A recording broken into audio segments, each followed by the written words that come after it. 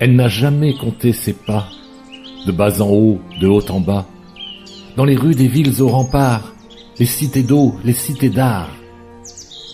En plein soleil, au clair de lune, elle a arpenté la lagune.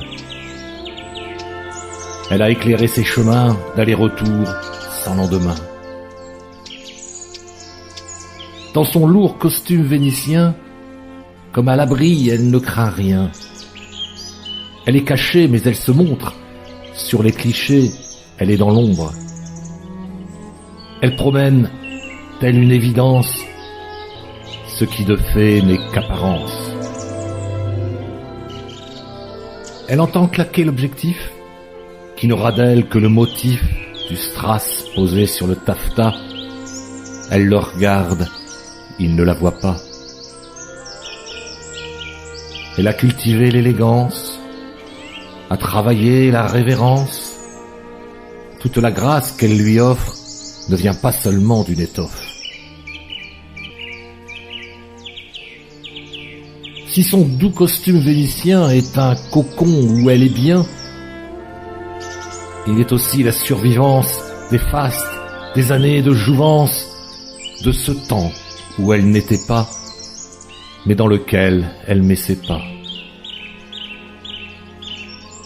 C'est venu de fil en aiguille, de velours en colifiché, l'envie de faire d'une guenille une œuvre d'art bien affichée.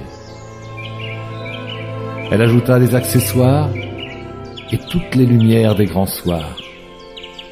Puis s'est accrochée la passion des bravos ou des ovations. Que se cache-t-il derrière l'affiche? Pas un grain de peau dévoilé. Une marquise ou bien un pastiche, c'est le mystère du défilé. Certains veulent percer le décor, qu'ils patientent encore et encore. S'il lui arrive de faire une pause, bien plus souvent elle prend la pause.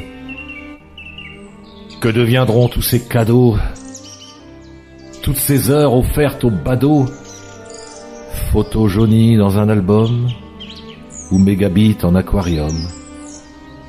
Reste le bonheur distribué, l'instant fugace et partagé.